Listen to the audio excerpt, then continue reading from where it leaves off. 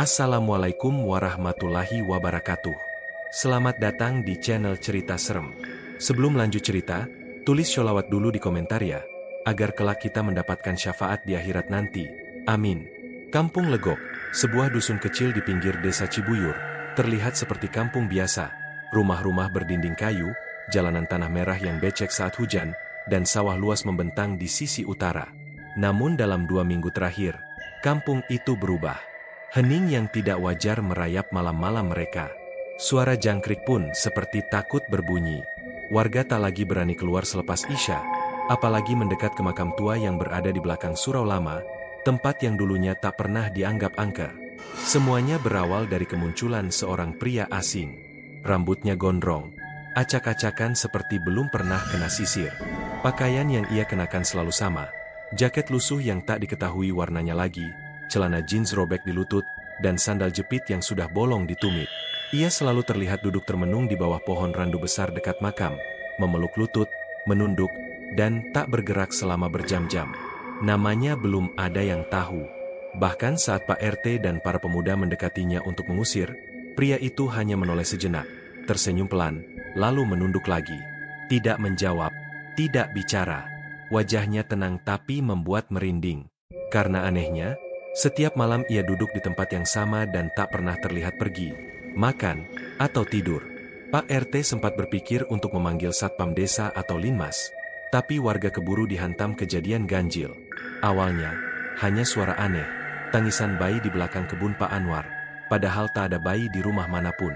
Lalu, suara perempuan tertawa di atap rumah Mak Inah saat subuh, diiringi bau anyir seperti darah basi. Beberapa kambing milik warga mendadak mati dengan lidah menjulur dan mata melotot. Tak ada luka luar, tapi tubuh mereka kaku dan berat seperti batu. Semua kejadian aneh itu selalu dimulai setelah maghrib, bersamaan dengan waktu pria misterius itu duduk di dekat makam. Desas-desus mulai menyebar. Ada yang bilang pria itu bekas pasien rumah sakit jiwa. Ada yang curiga ia anak dukun yang sedang bertapa. Tapi tak ada yang berani mendekat lebih jauh. Bahkan anak-anak kampung yang biasanya iseng pun menjauhinya. Hanya satu orang yang sempat bicara padanya, yakni Darto, pemuda pengangguran yang sering nongkrong di warung kopi milik Mak Nur. Darto mengaku diajak berbicara oleh pria itu, tanpa suara. Aku duduk di dekat dia, niatnya mau ngajak ngobrol. Tapi belum sempat ngomong, aku ngerasa kayak ada suara masuk ke kepalaku. Bukan suara biasa, tapi kayak bisikan halus jelas banget. Cerita Darto. Gemetar. Dia bilang, "Jangan takut, aku di sini buat jagain. Mereka akan datang lagi malam ini." Setelah kejadian itu, Darto tak lagi nongkrong di warung. Ia memilih tidur di musala setiap malam, merasa lebih aman dekat azan. Sementara itu, tempat tinggal pria misterius itu masih jadi teka-teki. Ia tak pernah terlihat tidur, tak pernah membeli makan, tapi tetap duduk di tempat yang sama. Bahkan saat hujan deras mengguyur kampung Legok, warga yang mengintip dari jendela rumah melihat pria itu tetap duduk di sana, diam, seolah tak peduli tubuhnya kuyup disiram hujan. Yang lebih ganjil lagi, air hujan tak membasahi tanah di sekitarnya. Beberapa warga bersumpah melihat tanah di bawahnya tetap kering, meski air deras mengguyur sekitarnya. Bahkan daun-daun randu yang gugur di atas kepalanya tak pernah menyentuh tubuhnya. Semuanya seperti terlempar sebelum jatuh. Pak Salim, ketua RT, akhirnya memutuskan mengundang Ustaz Malik, pengasuh pesantren dari kampung sebelah. Meski sudah pensiun dari aktivitas ruqyah, Ustaz Malik dikenal sebagai ahli spiritual yang masih dihormati.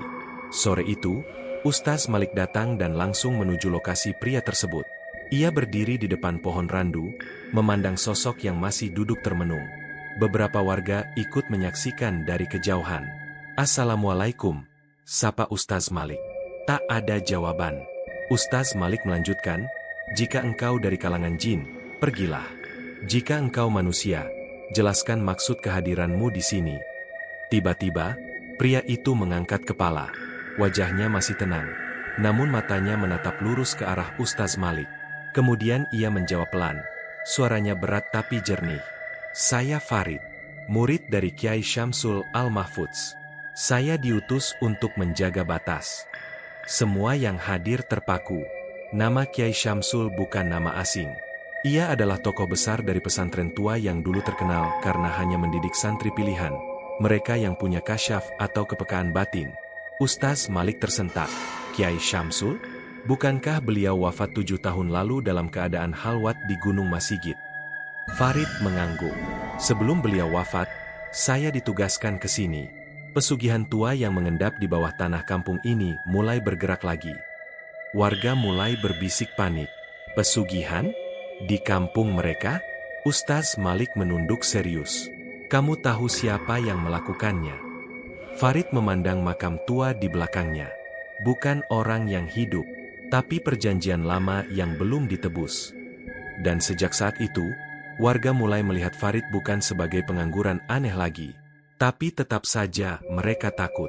Karena meski ia menjaga mereka, kehadirannya adalah pertanda ada sesuatu yang sedang bangkit. Dan itu bukan manusia. Setelah pengakuan Farid sebagai murid Kiai Syamsul, suasana kampung Legok tak serta-merta menjadi tenang. Justru, kecemasan makin menjadi. Ada yang mulai percaya bahwa kampung mereka memang menyimpan rahasia lama. Ada pula yang mencibir, menuduh Farid hanya orang gila yang kebetulan tahu nama Kiai Kondang. Namun satu hal tak bisa dibantah. Sejak Farid datang, gangguan tak kasat mata mulai bermunculan. Suatu malam, pemuda kampung bernama Wawan, salah satu dari remaja yang dulu pernah melempar batu ke arah Farid, menjadi orang pertama yang mengaku melihat hal yang tak masuk akal. Aku penasaran, ucap Wawan pada Ustaz Malik dan Pak RT saat rapat warga. Aku ngintip dari pohon pisang jam 2 pagi. Dia masih duduk. Diam. Tapi bukan itu yang bikin aku takut. Wawan terdiam sesaat. Wajahnya pucat. Aku lihat ada sosok putih tinggi besar berdiri di belakangnya. Badannya tinggi banget. Mungkin 2 meter lebih. Tapi dia gak gerak. Cuma berdiri. Matanya merah. Terus menghilang. Farid sama sekali gak bereaksi. Seolah dia tahu tapi gak takut. Kesaksian Wawan memancing keresahan. Warga mulai bergilir berjaga di malam hari. Bukan untuk keamanan, tapi untuk memastikan mereka tidak sendirian jika hal-hal aneh kembali terjadi.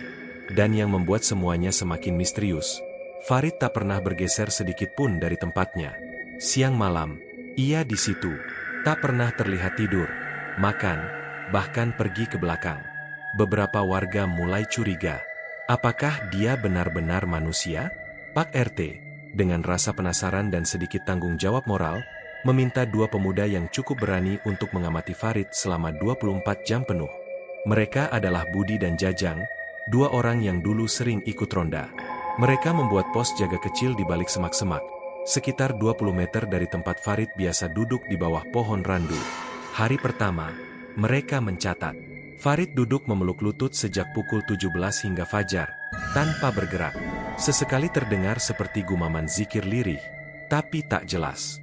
Hari kedua, mereka melihat seekor ular keluar dari lubang dekat akar pohon randu. Ular itu bergerak ke arah Farid. Namun anehnya, begitu sampai di hadapannya, ular itu berhenti, lalu membalikan badan dan masuk kembali ke lubang. Farid tak bergeming. Hari ketiga, Jajang ketiduran.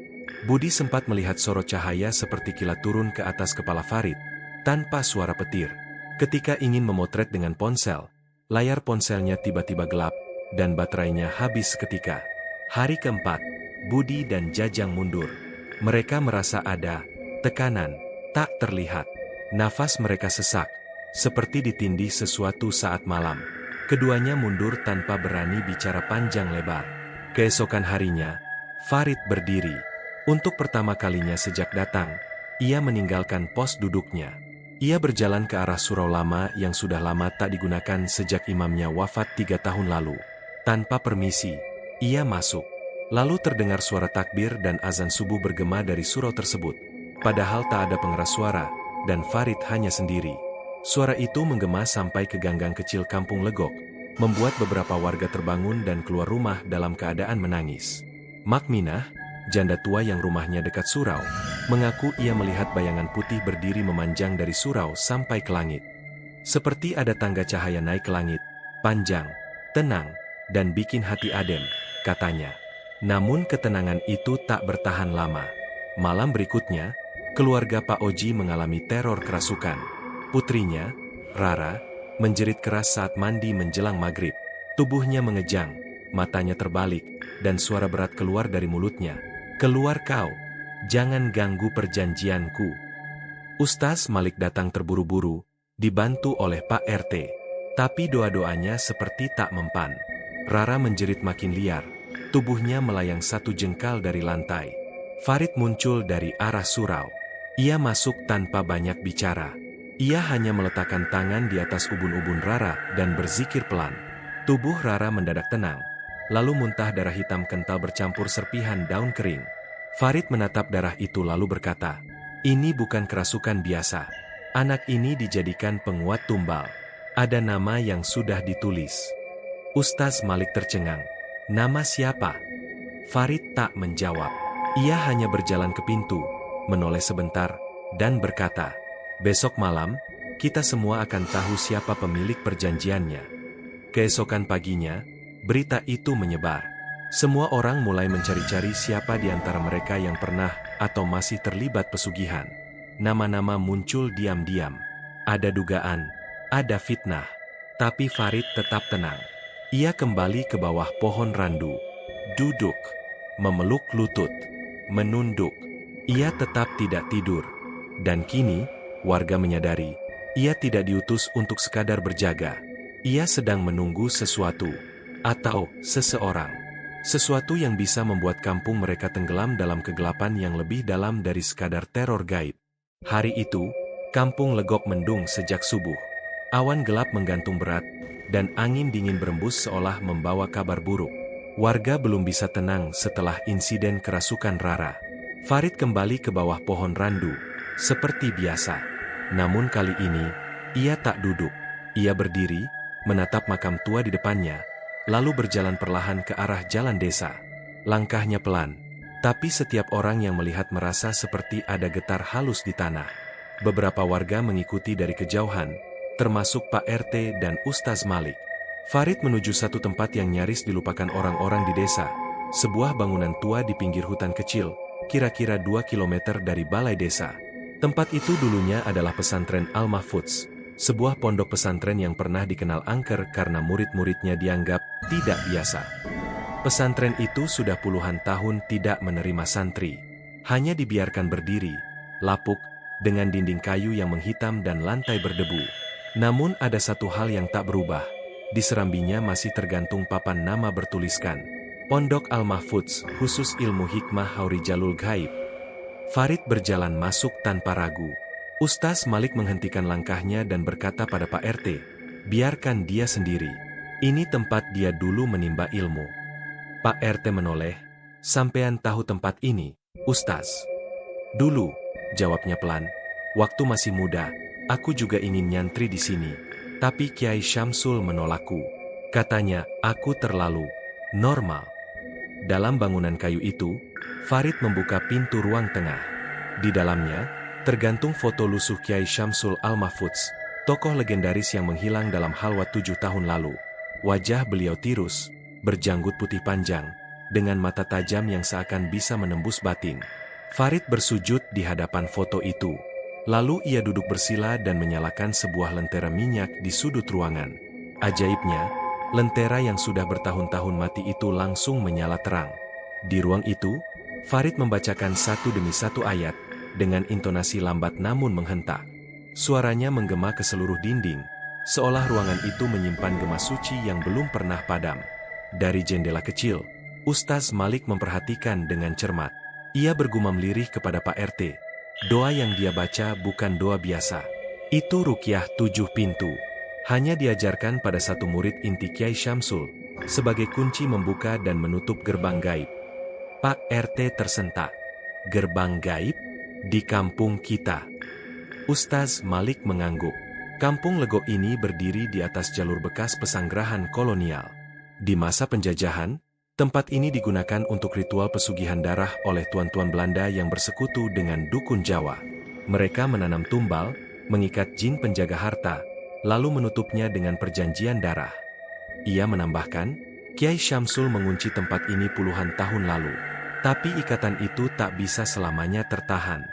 Butuh penjaga dan itu tugas Farid. Sementara itu, Di dalam pesantren, Farid membuka sebuah peti kayu kecil di bawah rak kitab. Di dalamnya terdapat sehelai sorban putih, sebuah tongkat kayu pendek berukir, dan satu lembar kertas usang bertuliskan aksara Arab gundul, mantra pemutus ikatan makhluk pesugihan. Farid mencium sorban itu dan mengenakannya di kepala. Lalu ia mengangkat tongkat, menggenggamnya kuat-kuat. Tiba-tiba, lantai kayu di bawahnya berguncang pelan. Dari celah kayu, keluar asap tipis seperti kabut, disertai aroma bunga kenanga yang bercampur dengan bau bangkai. Suara geraman halus terdengar, seperti napas makhluk besar yang sedang ditahan. Farid berdiri. Ia mengetuk lantai 3 kali dengan tongkat. Bismillah. Dengan nama Allah yang maha mengikat dan melepaskan, aku buka segel penjaga untuk menampakkan kebenaran. Suara kayu berderit terdengar dari setiap sudut pesantren. Sementara di luar, warga kampung Legok tiba-tiba merasakan tanah bergetar halus di bawah kaki mereka. Dan saat itu juga, langit mendadak gelap gulita meski masih siang. Kembali ke pesantren, dari balik tembok muncul sosok hitam besar, matanya merah membara. Sosok itu berbicara dalam bahasa Jawa kuno. Siapa yang berani membangunkanku? Farid tidak gentar. Ia menjawab tenang.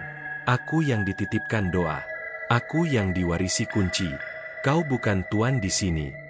Makhluk itu melolong, lalu tubuhnya menyusut, menjadi siluet bayangan yang memanjang di lantai. Farid mengambil secari kertas dari peti, membakarnya di atas lentera. Lalu ia menancapkan tongkat ke lantai. Makhluk itu menghilang dalam asap tebal yang langsung masuk ke tongkat. Di luar, langit perlahan terang kembali. Sore itu, Farid keluar dari pesantren. Ia berjalan pelan kembali ke pohon randu di makam tua. Sorban putihnya kini melilit rapi di kepala, dan tongkat kayu tergenggam di tangan. Warga yang melihatnya hanya bisa diam. Bukan karena takut, tapi karena tak tahu harus berkata apa. Ustaz Malik mendekati Farid. Apa yang kau bangunkan hari ini? Farid menatap langit. Bukan aku yang membangunkan, tapi seseorang di kampung ini telah membuka kembali ikatan lama demi kekayaan haram. Siapa? Farid tak menjawab. Ia duduk di bawah randu, memeluk tongkatnya. Malam Jumat ini, ia akan menunjukkan dirinya sendiri. Karena pesugihannya butuh darah baru. Dan warga mulai sadar, penjaga segel telah kembali, karena iblis dalam tanah sudah mulai lapar lagi. Jumat dini hari. Jam menunjukkan pukul 2.45 ketika warga kampung Legok kembali digegerkan oleh suara tangisan yang terdengar dari arah timur kampung. Suaranya pelan, namun memilukan, seperti suara anak kecil yang tersesat dan memanggil ibunya dengan isakan panjang. Beberapa warga mengira suara itu datang dari kebun belakang rumah Mak Darminah, tepat di bawah pohon waru tua yang berdiri di dekat sumur kering sejak zaman kolonial. Mak Darminah, janda sepuh berusia hampir 80 tahun, gemetar saat membuka pintu. Air matanya tumpah bukan karena takut, tapi karena suara itu terasa sangat akrab. Itu suara bayi saya dulu, katanya pelan pada Pak RT yang datang memeriksa. Anak saya, yang mati saat lahir 50 tahun lalu di bawah pohon itu. Pak RT tak bisa berkata-kata. Warga lain yang mendengar hanya bisa menatap ngeri ke arah waru tua itu. Tangisan itu terus terdengar hingga menjelang subuh. Tak ada satupun warga yang berani mendekat. Tapi ketika azan subuh berkumandang dari surau, suara itu mendadak hilang, seperti ditiup angin. Keesokan paginya, Farid berdiri di depan pohon waru itu. Ia tidak bicara, hanya menancapkan tongkat kayu di tanah, dan mengusapkan air dari kendi kecil yang ia bawa ke akar pohon. Ini bukan arwah biasa, katanya akhirnya pada Ustaz Malik yang mendekat. Ini suara yang dikembalikan. Dikembalikan dari mana? Farid menatap tajam ke arah sumur kering. Dari perut bumi. Dari tempat arwah-arwah tumbal dikubur tak sempurna. Mereka dibangkitkan kembali untuk memperkuat pesugihan yang sudah sekarat. Dan itu artinya, seseorang di kampung ini sedang memperbaharui perjanjiannya. Ustaz Malik menarik napas dalam. Ini tidak bisa dibiarkan. Siapa pelakunya? Farid menunduk. Malam ini, satu nama akan disebut. Tapi bukan aku yang menunjuk. Yang sudah mati akan bicara sendiri. Malam itu, warga dikumpulkan di balai desa atas permintaan Farid. Banyak yang datang karena rasa penasaran. Sebagian datang dengan wajah khawatir, Karena sadar nama-nama yang mereka kenal bisa saja muncul dalam malam penyingkapan ini, Farid berdiri di tengah balai desa dengan tongkatnya. Ia memejamkan mata, membaca ayat-ayat pelindung, lalu menaburkan abu dari lembaran mantra yang pernah ia bakar di pesantren. Asap tipis muncul dan perlahan melayang ke arah pintu balai. Kemudian, udara berubah. Lampu-lampu di balai desa berkedip. Anak-anak menangis. Angin dingin berhembus dari dalam, bukan dari luar. Dan dari arah jendela, terdengar suara. Bukan suara lelaki, bukan suara perempuan, tapi suara retakan, seperti tulang yang patah dan disatukan paksa. Dari sela-sela suara itu, terdengar bisikan. Dia, yang menyegel, telah membuka kembali demi rumah besar dan mobil mewah, demi bank yang tak pernah kosong. Warga terpaku. Beberapa langsung menoleh ke arah satu orang. Pak Kasim, mantan kepala desa yang kini jadi juragan pabrik batu bata dan rumah makan. Wajah Pak Kasim pucat. Ia berdiri tergagap. Apa-apaan ini? Fitnah. Jangan main-main dengan hal begini. Farid menatapnya tenang. Rumah Bapak berdiri di atas bekas kebun ketela yang dulu digunakan untuk menanam tumbal pertama. Dan setiap Jumat Kliwon, tanah di dapur rumah Bapak mengeluarkan air hitam. Bukan. Pak Kasim makin panik. Ia mundur 2 langkah. Istrinya menangis, memeluk suaminya. Sementara warga mulai bergumam pelan. Demi Allah, saya tidak tahu. Teriaknya. Itu semua warisan dari ayah saya. Saya hanya meneruskan. Farid mengangguk. Dan Bapak meneruskannya dengan menyembelih kambing setiap tanggal 13, tengah malam, dan mengubur darahnya di dekat sumur belakang rumah. Bukan. Pak Kasim terdiam. Mata warga kini tajam, sebagian mulai marah. Farid memukul lantai dengan tongkatnya. Dentumannya menggetarkan udara. Lalu terdengar jeritan panjang dari luar balai desa. Suara perempuan menjerit seolah tubuhnya terbakar. Warga berhamburan keluar. Di bawah pohon waru, terlihat tanah menggembung dan pecah. Dari celahnya keluar asap putih, dan sesuatu bergerak. Sosok tubuh mungil, menghitam, setengah hancur keluar merangkak. Itu bukan mayat, tapi arwah yang dikembalikan dalam wujud tubuhnya. Mak Darminah menjerit. Itu anak saya. Itu bayi saya. Allahu Akbar. Farid berjalan mendekat. Ia membaca ayat kursi dengan lantang, lalu menancapkan tongkatnya ke tanah. Sosok arwah itu mendongak, menatap ke arah balai desa. Suaranya bergema. Lepaskan aku. Aku bukan tumbal, aku hanya bayi. Aku tidak memilih ini.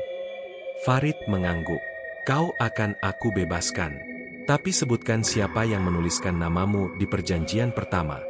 Arwah itu menatap satu arah. Ke rumah Pak Kasim. Pak Kasim berteriak histeris. Tubuhnya kejang. Lalu jatuh pingsan. Farid membaca doa pelepas arwah. Sosok itu perlahan menguap menjadi cahaya dan hilang. Malam itu, warga tak bisa tidur. Mereka baru sadar bahwa selama ini mereka tinggal di atas tanah yang penuh perjanjian gelap. Dan satu persatu, suara-suara dari dalam bumi akan kembali muncul, menagih janji, menuntut lepas, atau menjerat jiwa baru. Farid berdiri di depan pohon waru. Ia berkata pada warga, ini baru permulaan. Masih ada 3 makam yang belum terbuka, dan 1 sumur yang belum dilepaskan dari ikatannya. Jika tidak kita tutup sebelum bulan gelap penuh, seluruh kampung ini akan tenggelam dalam kutukan. Langit kampung Legok terlihat suram meski siang hari. Matahari terhalang kabut tipis yang menggantung pekat sejak insiden arwah bayi Mak Darminah muncul dari tanah semalam. Penduduk kini hidup dalam ketakutan yang tak mereka mengerti sepenuhnya. Banyak yang memilih menginap di rumah tetangga, mendekat ke pusat kampung, menjauhi sumur-sumur tua dan pohon-pohon besar yang dulu tak mereka hiraukan. Di rumah Pak Kasim, suasana seperti rumah duka. Tubuhnya masih terbaring tanpa sadar sejak malam Jumat Kliwon. Nafasnya berat, matanya terbuka namun tak fokus. Istrinya menangis tanpa henti. 2 orang anak mereka bersembunyi di kamar, tak berani keluar. Ustaz Malik datang, membaca doa-doa ruqyah. Tapi setiap kali ia menyebut ayat pembatal sihir, tubuh Pak Kasim justru menggeliat, lalu memuntahkan darah dan serpihan tulang kecil. Ini bukan sekadar kesurupan, kata Ustaz Malik sambil menghapus peluh. Ini tubuh yang dibebani hutang darah. Ia bukan hanya menyimpan jin, tapi menanggung perjanjian yang belum ditebus. Saat itu, Farid berdiri di ambang pintu, sorban putihnya dililit rapi, tongkatnya digenggam kuat. Bukan jin yang menempel, tapi penumbal yang kembali. Arwah yang merasa dipakai dan dibuang, sekarang menuntut kembali tempatnya. Ustaz Malik mengangguk pelan. Berarti dia butuh dihadapi, bukan diusir. Benar, jawab Farid. Tapi bukan kita yang menghadapi. Yang pernah membuat perjanjian harus menebusnya sendiri.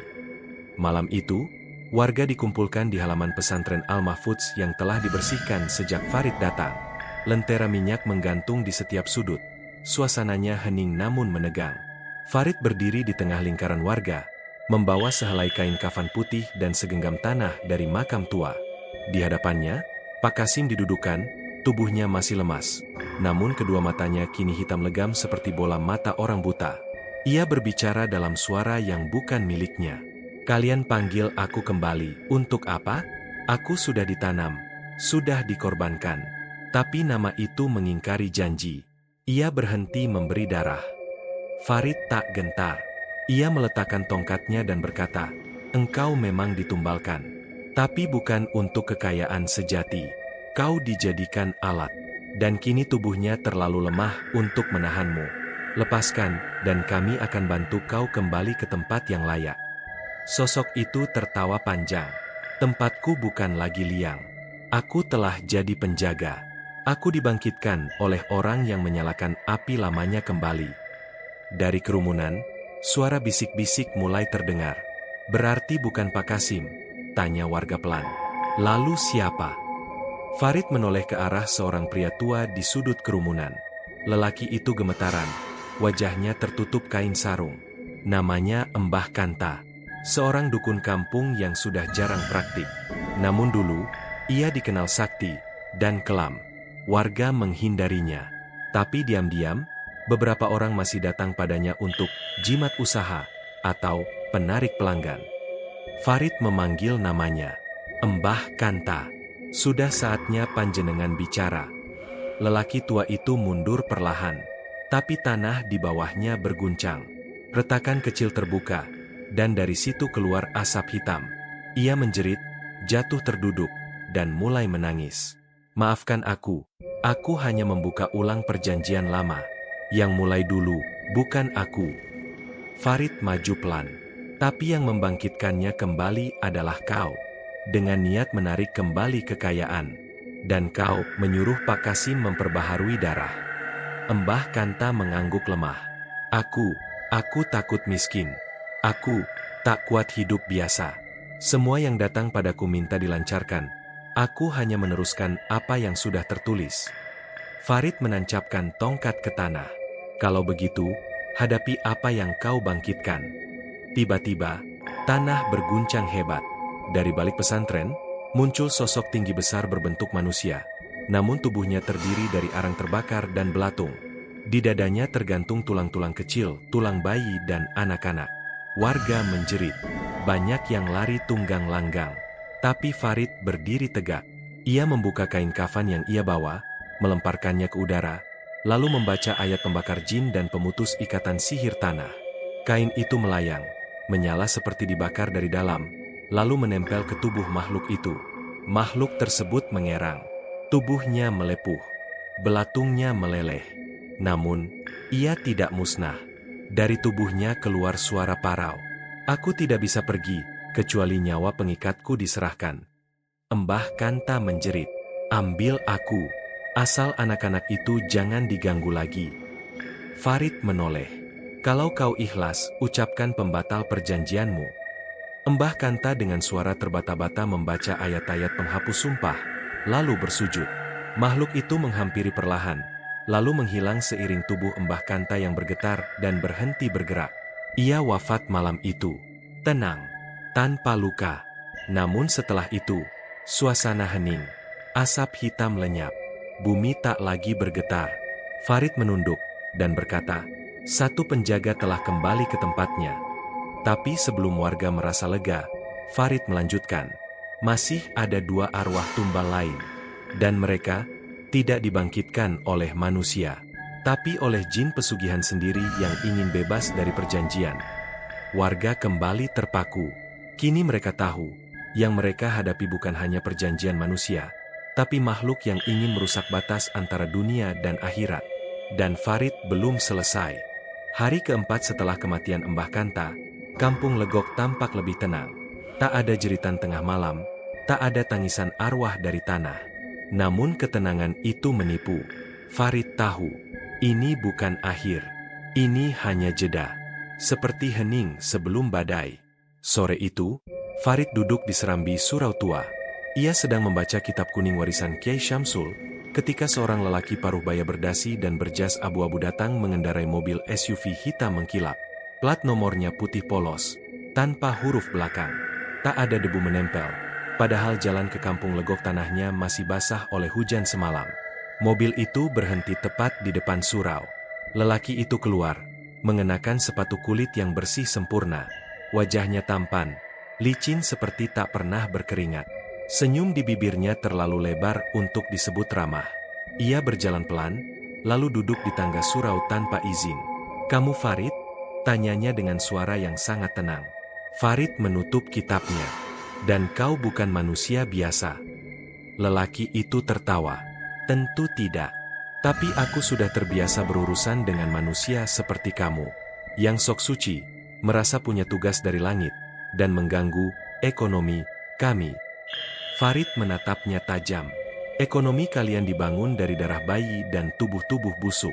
Itu bukan ekonomi, itu perdagangan kutub." Lelaki itu tertawa lagi, tapi tawanya tak punya kehangatan. "Lalu kenapa orang-orang terus datang padaku? Kenapa masih banyak yang rela menulis namanya dengan darah hanya demi ruko dan rekening tebal? Karena manusia lebih jahat dari bangsa kami." Ia membuka map hitam yang ia bawa. Di dalamnya, ada setumpuk lembaran cek kosong, stempel bank, dan sertifikat rumah kosong atas nama Farid. "Ini bisa jadi milikmu. Rumah di kota, mobil, usaha besar. Hanya satu syarat, berhenti menggali kuburan perjanjian. Biarkan tanah ini tenang." Farid menatap semua itu tanpa menyentuhnya. "Tenang untuk siapa? Untuk kalian menyusup, menghisap, dan membangun kerajaan kegelapan. Bukan urusanmu. Kau bukan kiai. Kau hanya murid yang ditinggal mati. Dan sekarang kau sendirian." Farid berdiri. Ia membuka sorban putihnya perlahan, menunjukkan luka bakar di lehernya, tanda ilmu pemutus ikatan yang ia warisi. Lalu ia menancapkan tongkatnya ke lantai surau dan membaca satu ayat pendek. Lelaki itu tersentak. Matanya berubah, merah menyala. Wajah tampannya perlahan meleleh seperti lilin. Dari tubuhnya keluar aroma gosong dan belatung kecil. "Kau menolak, maka kami akan ambil semua yang tersisa dari kampung ini." Dan sebelum makhluk itu menghilang, ia berteriak dengan suara memekakan telinga. "Darahmu akan kami cari. Kau bukan penjaga, kau hanya penghalang. Dan kami telah menyiapkan pengganti." Beberapa saat kemudian, Ustaz Malik datang tergopoh-gopoh. Wajahnya pucat pasi.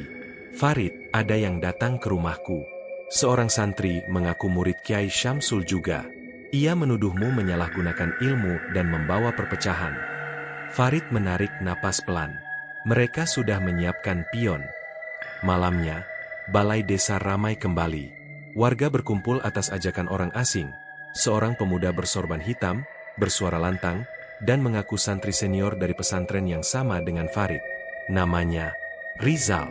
Ia bicara di depan warga, memprovokasi secara halus. "Saudaraku sekampung, apa kalian yakin ingin menyerahkan nasib kampung ini pada seseorang yang bahkan tidak bekerja, tidak jelas asalnya, dan mengaku-ngaku murid kiai besar?" Warga mulai gelisah. Sebagian yang lemah imannya mulai goyah. Farid tidak hadir malam itu. Ia memilih menyendiri di surau, berzikir dan membaca sholat hifziah, sholat penjagaan untuk kampung yang hendak diambil makhluk gaib. Namun malam itu juga, gangguan kembali muncul. Bukan berupa suara atau penampakan, tapi hewan-hewan. Puluhan kelelawar hitam beterbangan masuk ke rumah-rumah. Ayam-ayam mendadak buta dan mematuk sembarangan. Seekor sapi mengamuk, menanduk dinding kandang hingga pecah. Semua itu terjadi serentak. Dan di tengah kekacauan itu, Rizal berdiri di tengah lapang desa, tertawa sambil mengangkat tangan, membaca ayat-ayat yang terdengar benar tapi terasa getir. Farid keluar dari surau. Ia berjalan ke lapang desa, membawa tongkat dan kendi berisi air doa. Rizal, aku kenal kamu. Kau dulu anak yatim yang hampir diusir dari pesantren karena malas mengaji. Tapi kau dapat tamu malam-malam di kamar selatan, lalu tiba-tiba jadi paling disayang Kiai. Rizal mendesis. Itu bukan urusanmu. Benar. Tapi ini urusan kampung. Dan kampung ini tidak butuh penjaga palsu. Farid memercikan air dari kendi ke tanah. Api membesar di sekeliling Rizal. Ia menjerit, tubuhnya berasap. Tapi dari dalam tubuhnya keluar bayangan besar. Jin berkepala 3, bertanduk dan bermata merah. Warga panik. Banyak yang pingsan. Farid menancapkan tongkat, membaca doa pembakar jin. Namun kali ini, kekuatannya didorong bukan hanya oleh hafalan tapi oleh amarah suci. Jin itu mengejang, lalu terbakar perlahan. Rizal roboh, tak bernyawa. Keesokan paginya, ditemukan simbol pesugihan berbentuk segitiga merah di bawah jasadnya. Lidahnya menghitam, dan dari dadanya, keluar selembar kertas basah darah bertuliskan, "Satu pengganti gagal. Akan ada yang lain. Kami belum berhenti." Farid berdiri di ujung desa, memandang ke arah sawah. Ia tahu pertarungan belum selesai. Karena selama masih ada manusia yang rela menjual nuraninya untuk emas haram, pintu gaib tak akan pernah benar-benar tertutup. 3 hari setelah kematian Rizal, kampung Legok kembali dalam sunyi yang tak biasa. Tak ada gangguan besar, tak ada penampakan, bahkan suara jangkrik pun terasa enggan berbunyi. Tapi Farid tahu ini bukan ketenangan. Ini adalah diam yang penuh amarah.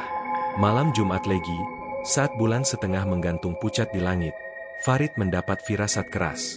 Ia baru saja selesai menyalakan lentera surau ketika seekor burung hantu hitam besar hinggap di atas kubah surau dan mengeluarkan suara parau, seperti rintihan bayi yang ditarik paksa dari pelukan ibunya.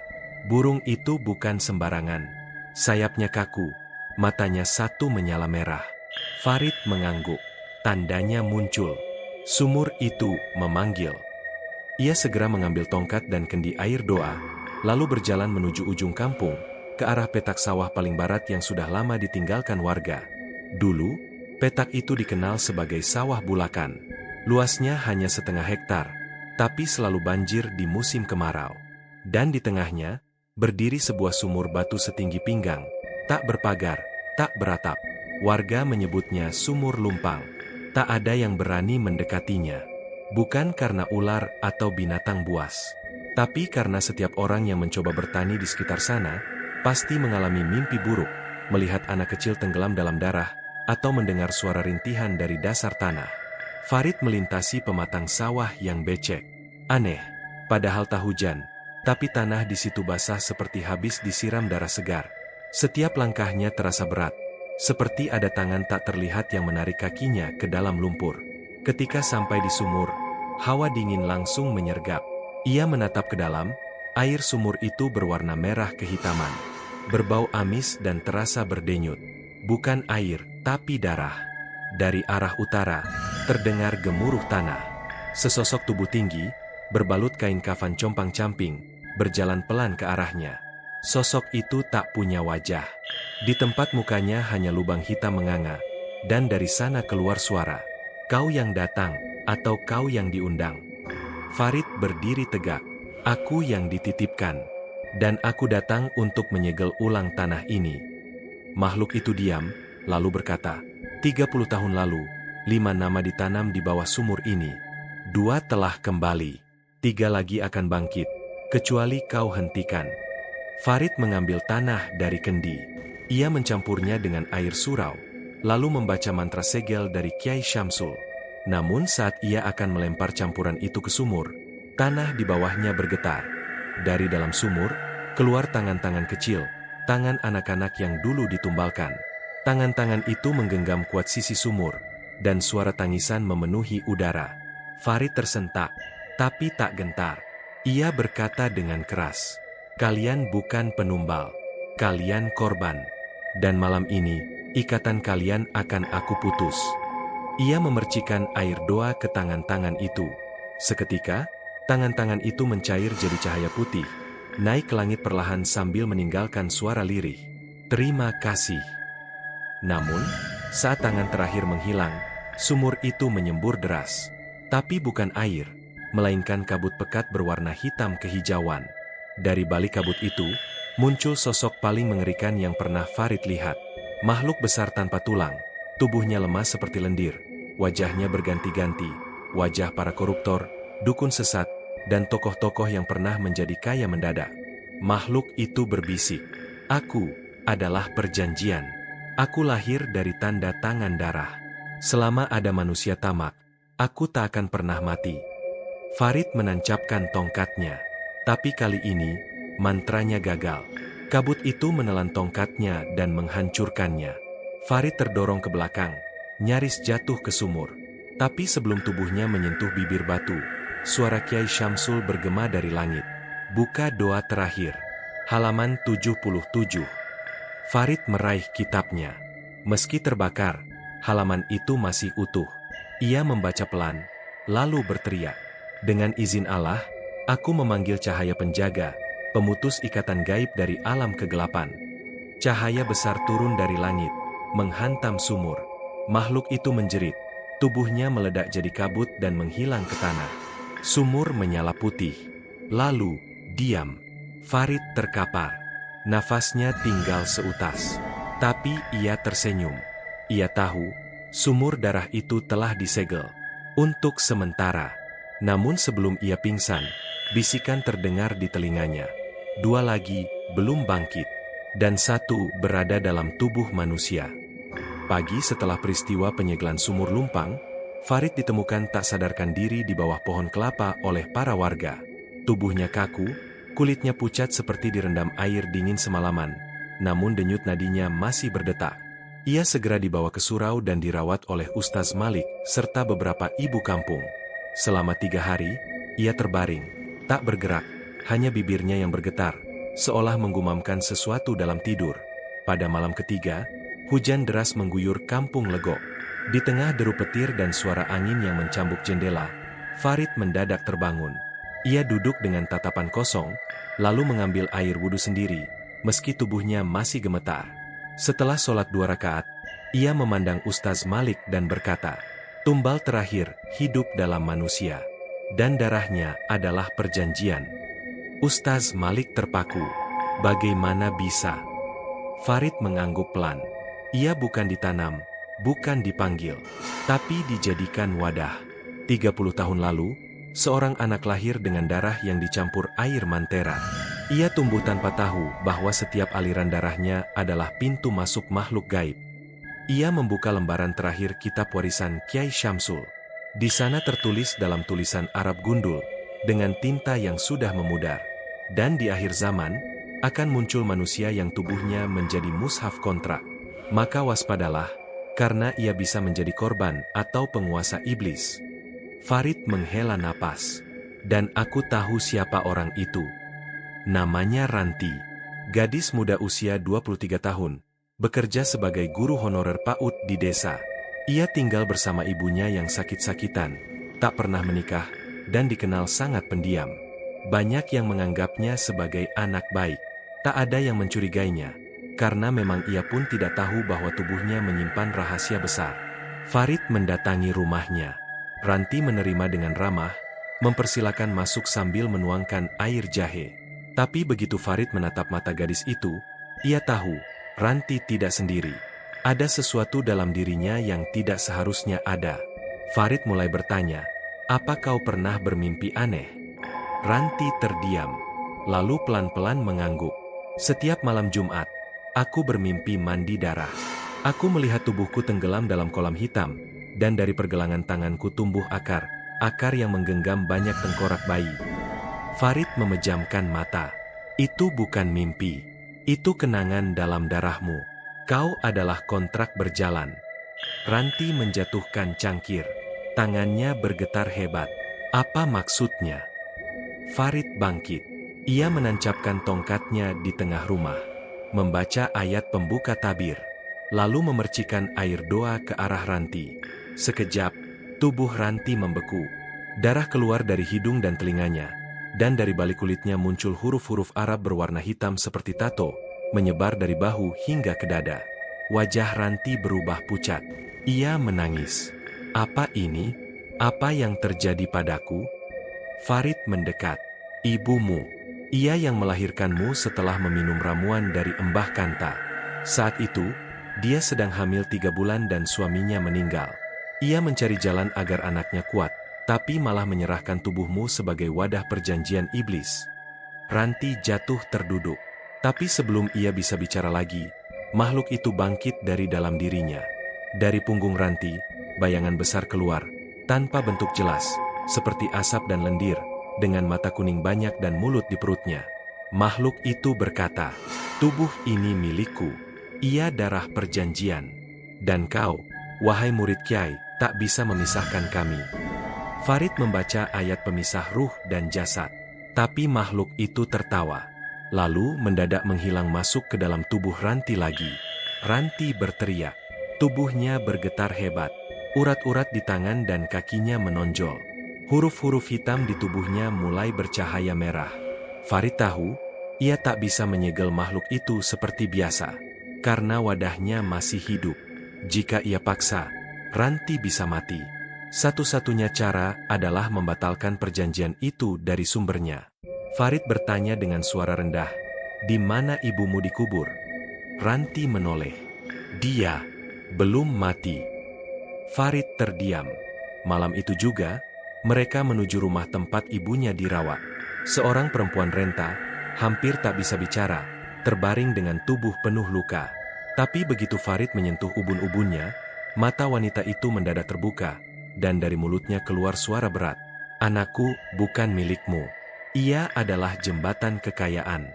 Ia telah ditulis. Dan tulisannya tak bisa dihapus." Farid menjawab, "Aku tidak akan menghapus. Aku akan membakar kontraknya." Ia mencabut pisau kecil dari balik jubahnya. Pisau itu bukan untuk melukai, tapi untuk memotong tali gaib yang menyambungkan perjanjian darah. Dengan doa pemisah ruh, ia menggores ujung telapak tangan Ranti dan menyentuhkan darahnya ke bibir ibunya. Dari situ, muncul api hitam. Tubuh sang ibu meledak jadi debu. Tapi tak ada luka pada Ranti. Justru huruf-huruf hitam di tubuhnya mulai memudar. Satu demi satu lenyap. Sampai akhirnya hanya satu kata tersisa, Yamin. Farid menatap kata itu. Yamin itu nama jin terakhir. Yang belum dipanggil. Yang belum bangkit. Dan ia adalah kepala seluruh kontrak pesugihan yang pernah ditanam di tanah ini. Dan sebelum kata itu hilang, rumah Ranti diguncang angin besar. Jendela pecah. Lampu padam. Lalu terdengar suara lirih dari tanah. "Akhirnya, aku bebas." 3 malam setelah perjanjian darah dalam tubuh Ranti terputus, kampung Lego kembali diselimuti tanda-tanda ganjil. Udara menjadi hangat meski malam hari. Awan menggantung rendah seperti tak mau bergerak. Dan yang paling aneh, anak-anak mulai berbicara dalam bahasa yang bukan bahasa manusia. Seorang ibu melaporkan anaknya menyebut nama, Yamin, berulang-ulang sambil menatap sudut ruangan yang kosong. Seekor ayam jantan berkokok tengah malam lalu mati mendadak. Sumur warga berubah rasa airnya, seperti logam berkarat. Dan Farid tahu, makhluk terakhir telah muncul. Yamin. Dalam naskah tua milik Kiai Syamsul, ia disebut sebagai As-Said Al-Akhir, pemegang kontrak pesugihan lintas generasi.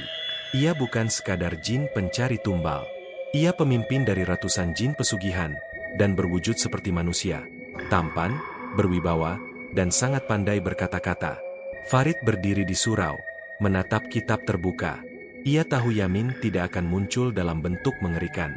Ia akan datang dengan tawaran dan pengaruh yang bisa membutakan iman. Dan benar, pada malam Jumat Wage, saat warga berkumpul untuk pengajian akbar di lapang desa, muncul seorang pria tinggi, bersorban merah, mengenakan gamis putih bersih, naik ke mimbar tanpa diundang. Suaranya lantang, penuh harisma. "Assalamualaikum, saudara-saudaraku yang kucinta. Aku datang membawa cahaya, bukan ancaman. Kalian telah lama dibohongi oleh ketakutan. Kini, mari ambil kendali." Warga terpesona. beberapa langsung menangis, merasa disentuh hatinya. Bahkan Ustaz Malik pun nyaris percaya sebelum Farid datang berjalan pelan dari arah surau. Ia berdiri menghadap pria itu. "Namamu Yamin," ucap Farid tanpa ragu. "Dan kau bukan manusia." Senyum pria itu melebar. "Farid, murid terakhir Kiai Syamsul. Kau sudah sejauh ini, dan tetap keras kepala. Kau tak ingin mendengar penawaranku." Farid tidak menjawab. Yamin melanjutkan, "Kampung ini bisa makmur. Tak akan ada yang miskin. Semua rumah akan berlistrik. Semua anak sekolah tinggi. Dan tak satu pun perlu berurusan dengan hantu, jin, atau setan asal satu saja. Biarkan aku tinggal. Biarkan aku disembah dalam nama kemajuan." Tiba-tiba di belakang Yamin, tanah lapang membelah, dan dari dalamnya muncul pilar-pilar emas, ruko-ruko kaca, papan-papan digital bercahaya, dan patung-patung Farid dalam posisi bersujud ke arah sosok Yamin. Warga terdiam. Farid membacakan ayat pemurni pandangan. Seketika semua ilusi itu lenyap. Yang terlihat hanyalah tanah retak, pohon mati, dan api yang siap melahap desa. Itulah wajah aslimu. Bukan kemakmuran, tapi kehancuran yang ditutup tirai kilau, kata Farid dengan dingin. Yamin tertawa pelan, lalu melepaskan sorbannya. Dari dahinya tumbuh tanduk kecil. Matanya menyala merah. Giginya mencuat keluar seperti taring ular. "Kalau begitu, kita selesaikan ini." Yamin menghentakkan kaki. Tanah desa berguncang. Makhluk-makhluk hitam muncul dari dalam sumur, celah tanah, dan atap rumah. Warga berlarian. Sebagian kerasukan. Sebagian mulai membaca ayat, mencoba bertahan. Farid menancapkan tongkatnya, lalu memanggil cahaya warisan dari Kiai Syamsul, Asma Al-Haq, doa pemanggil penjaga gaib dari Bukit Kunci. Langit terbuka. Cahaya keemasan turun, dan dari balik bukit, muncul sosok berjubah putih besar. Wajahnya bercahaya, membawa bendera dengan kalimat La ilaha illallah. Yamin mendesis. "Kalian tidak bisa menghentikanku." Farid berteriak. "Kau bukan Tuhan. Kau bukan kemakmuran. Kau hanya kebohongan dalam wajah iblis." Dengan seluruh tenaganya, Farid membaca ayat segel 7 langit, doa rahasia yang hanya boleh dibaca sekali seumur hidup oleh murid Kiai Syamsul. Cahaya dari langit membakar tanah. Pilar-pilar gelap hancur. Patung-patung runtuh. Tubuh Yamin meledak menjadi pusaran api, lalu terkubur ke dalam tanah bersama seluruh makhluknya. Langit kembali terang. Angin berhenti. Warga perlahan bangkit dari ketakutan. Farid roboh, tubuhnya lemah. Tapi sebelum ia pingsan, ia berkata, "Kontrak telah diputus. Tapi ingat, manusia sendirilah yang selalu menulis ulang perjanjiannya. Maka jagalah hati kalian." 2 minggu setelah pertempuran terakhir melawan Yamin, kampung Legok seperti bangkit dari kubur. Angin berhembus tenang. Burung kembali bersuara. Sumur-sumur kembali jernih. Tak ada lagi jeritan malam, tak ada lagi bayangan hitam yang menatap dari balik genteng rumah warga. Namun bekas luka masih tertinggal. 3 rumah hangus, 2 warga meninggal dalam kerasukan, dan seorang anak, Rafa, murid PAUD, tak bisa bicara hingga hari itu. Tapi tak ada satupun yang menyalahkan Farid. Justru setiap hari, rumah surau didatangi warga yang ingin bersyukur, menyalami, dan mencium tangannya. Ia bukan lagi pengangguran aneh. Ia kini disebut penjaga terakhir dari Legok. Tapi Farid hanya tersenyum setiap kali mereka menyebutnya begitu. Penjaga bukan orang yang berdiri paling depan, tapi orang terakhir yang tetap berdiri ketika semua memilih mundur. Suatu pagi, saat Farid tengah membersihkan halaman surau, sebuah mobil SUV hitam berhenti di ujung jalan. Turunlah 3 orang pria berpakaian rapi, membawa koper dan map. Mereka memperkenalkan diri sebagai tim pengembangan dari perusahaan properti besar di Jakarta. "Kami tertarik dengan potensi kampung Legok," kata salah satu dari mereka sambil membuka map. "Letaknya tersembunyi, udaranya bersih, spiritualitasnya kuat. Tempat yang cocok untuk dijadikan resort retreat spiritualitas Nusantara. Kami siap membeli lahan seluas 5 hektar. Warga yang mendengar tawaran itu mulai berbisik. Angka-angka yang disebutkan terlalu besar untuk ditolak. Tapi Farid hanya menatap datar. Tanah ini pernah ditebus dengan darah. Jangan ulangi kebodohan yang sama hanya karena kalian kini ditawari versi yang bersih dan berlabel halal. Orang-orang kota itu tertawa kecil. Tapi Pak Farid, sekarang kan zamannya modern. Kita gak bicara pesugihan. Ini wisata religi. Farid menghela napas panjang. Ia menunjuk ke arah bukit kunci di kejauhan. Lihat bukit itu? Di bawahnya ada sisa kontrak yang tak bisa dibakar. Ia hanya tertidur. Kalian bangun hotel di sana. Kalian bukan hanya menggali tanah, tapi juga menggali sisa kejahatan masa lalu. Orang-orang kota itu terdiam. Salah satunya mencoba membantah, tapi tiba-tiba angin kencang menerpa. Pagar surau berderak. Dari langit turun awan hitam yang menggulung perlahan, lalu hujan deras turun seketika. Dalam sekejap, ban mobil mereka terjebak lumpur. Layar tablet mereka mati. Dan suara dari bukit kunci menggema. Pelan tapi tajam. Jangan ulangi. Jangan jual lagi. Tak ada yang berani bicara setelah itu. Malam harinya, Farid duduk di serambi surau, memandangi langit yang kembali cerah. Di sampingnya, Ranti duduk diam, membawa kendi air. Ia kini menjadi guru ngaji anak-anak kampung, dan setiap malam membaca Al-Quran dengan suara yang menenangkan. Kau akan pergi, ya? Tanyanya pelan. Farid tersenyum. Penjaga tidak menetap. Ia hanya mampir saat dibutuhkan. Kampung ini sudah sembuh. Tapi aku yakin, tempat lain mungkin sedang terluka. Ranti menunduk. Kalau kau pergi, siapa yang jaga kami? Farid menatap mata Ranti. Kau. Ia menyerahkan tongkatnya. Tongkat tua milik Kiai Syamsul. Iman bukan dijaga dengan tongkat atau jubah, tapi dengan hati yang tak bisa dibeli. Pagi harinya, Farid berjalan ke arah bukit kunci. Tak ada yang tahu kemana ia pergi setelah itu. Hanya bekas telapak kaki di tanah basah. Dan dari kejauhan, suara samar. Jika kalian melihat lelaki sederhana dengan sorban kusam dan tongkat kayu, jangan anggap ia pengangguran. Mungkin, ia penjaga kalian berikutnya.